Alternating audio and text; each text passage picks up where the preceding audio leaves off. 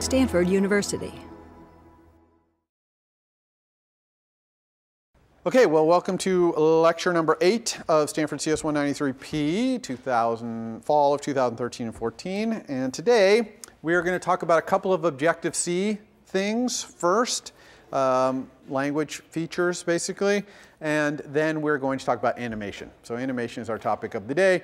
I'll be starting a demo at the end, which we'll finish on Wednesday. And I'm going to demo pretty much everything I talk about, including the Objective-C things, and even including some of the things we talked about last week. So it's going to be a very big, comprehensive demo. That's why it runs over into two things. So the first Objective-C thing we're going to talk about is protocols. I hinted at this earlier in the quarter. This is a way that we're going to make ID a little more useful by making it a little safer. Okay?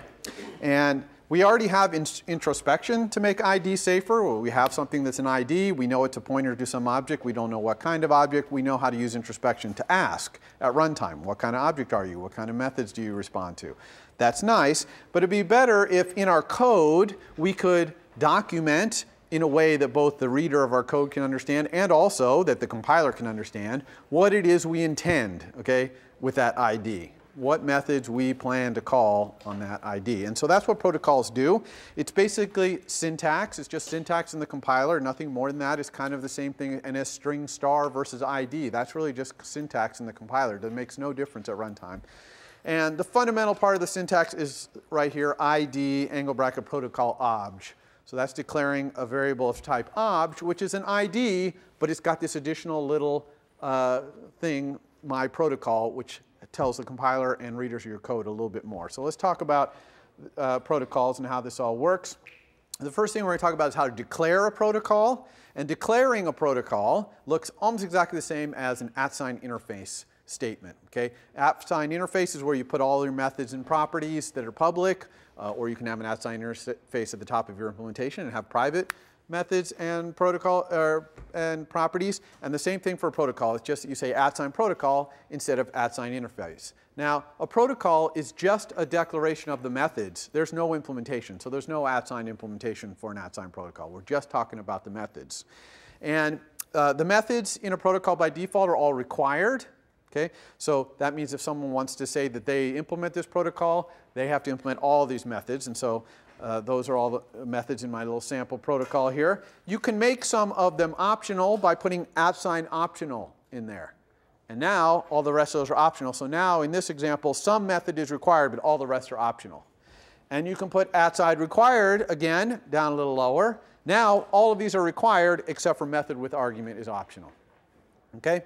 So we're basically defining a little pile of methods, some of which are required and some of which are optional. Okay? That's what a protocol declaration is all about. Now you see how I've added x, y, z, z, y in angle brackets after protocol foo there?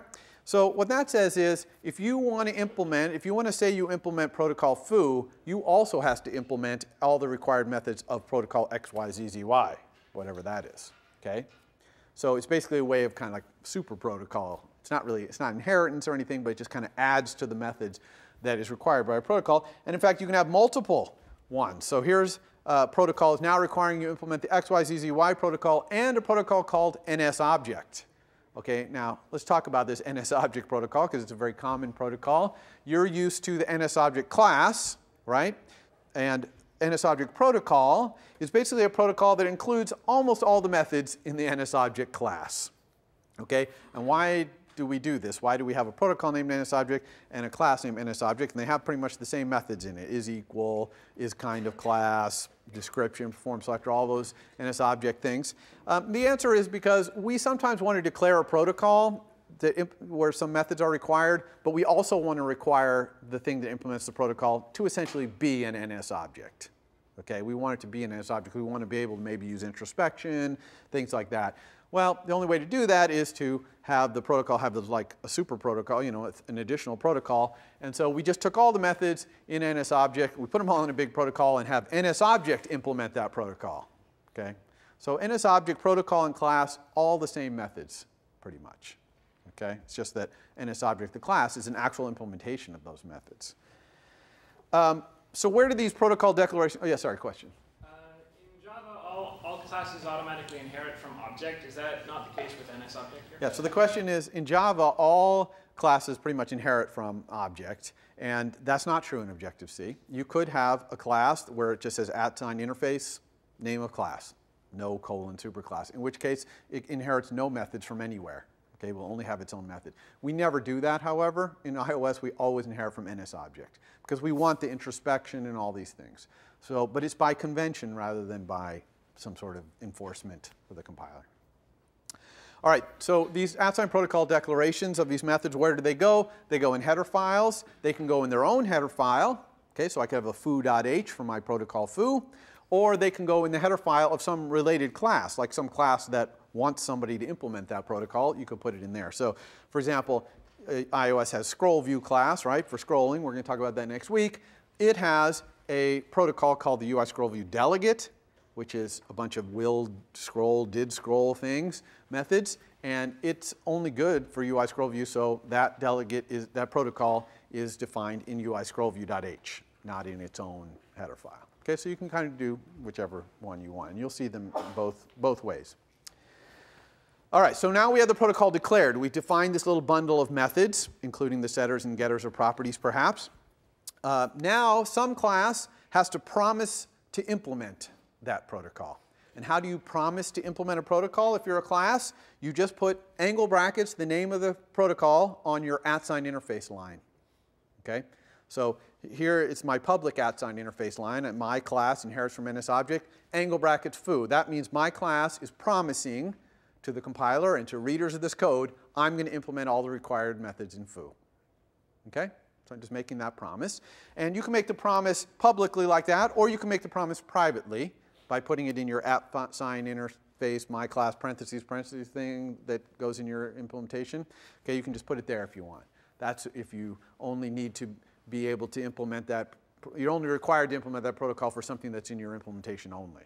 Okay, not any public thing.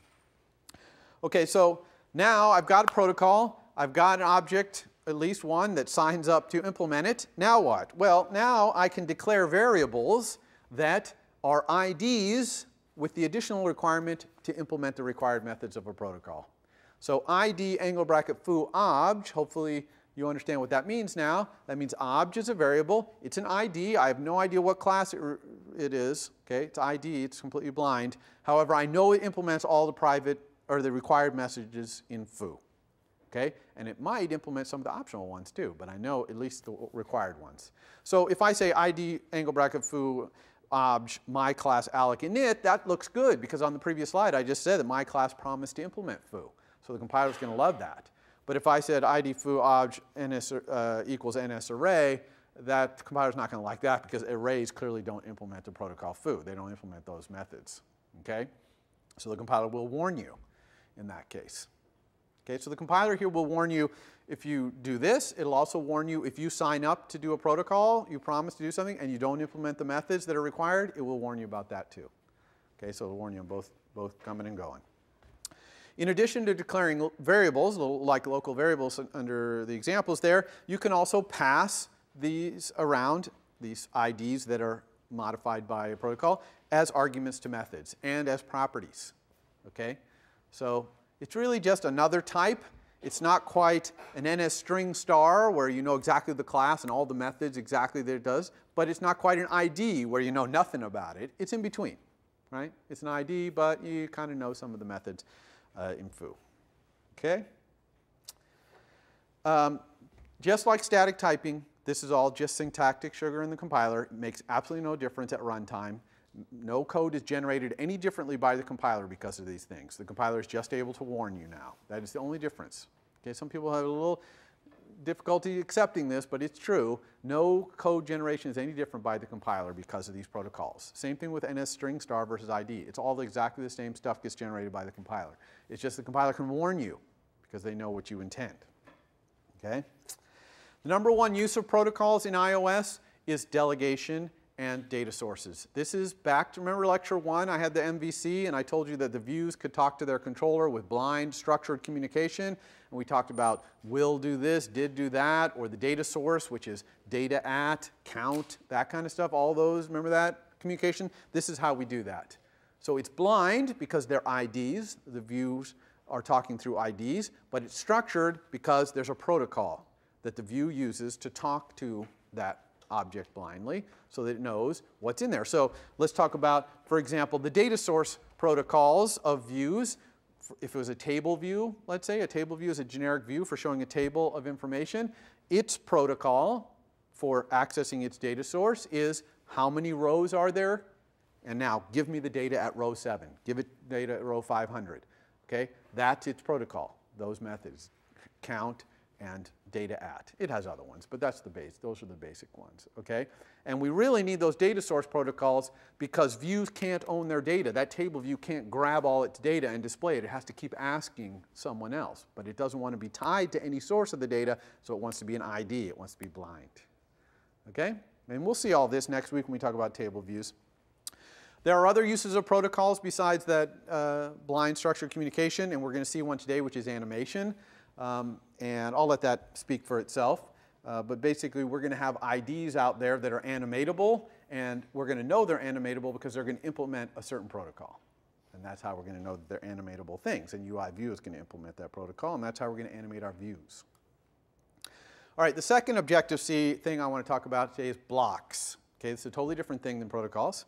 Blocks, very important, used throughout iOS. In fact, I sometimes have difficulty getting all the way to week 5 here or 4 without putting blocks because it's so much in the API of iOS. What is a block? A block is a block of code. Okay? Why do we define this term block? Just to mean block of code. We already know that. It's because it's a block of code that can be embedded inside other code, passed as an argument, stored in an array. Okay? So it's a block of code that we manipulate and move around our API. So what does it look like? Here's an example of a method that takes a block as an argument. Okay? This is the calling of this method. This is an NS dictionary method. It's a real method. It's called enumerate keys and objects using block. Okay? The argument is a block that has no return value and takes 3 arguments. 2 of the arguments are IDs, which are the keys and values in the dictionary. And the third one is actually a bool star, a pointer to a bool. So it's a bool. It's an outgoing bool. Okay? And basically, when you call this method, dictionary will execute that block of code repeatedly for every key and value until you set the stop, star stop, to yes, or until it runs out of keys and values. Okay? And it's actually going to implement that code that's right there embedded inside that message call. You can see the open square bracket for enumerate keys and objects before a dictionary. The closed square bracket is down after the curly brace. Okay? So the code, the actual curly brace, we put right in there in the middle of our message call. Other languages, in computer science in general, we call this a closure. Okay, how many people know the name closure? Ever heard that before? Okay, so you guys generally know what this is. It's a closure. Blocks in Objective-C always start with the caret. That's the magic block character. And then there might be a return type, possibly specified, and maybe some arguments, possibly, and then a curly brace and some code and an end curly brace. Now, of course, to make this really interesting, the compiler knows how to do things like have local variables that are declared before the block is used work inside the block. Okay? So if I had that block and I wanted to stop not just when I see the key enough, but also when I see the value, stop value, which is a local variable defined in the scope that's calling the method enumerate keys and objects using block, I can use it. The compiler makes sure that the value of that gets properly passed in. However,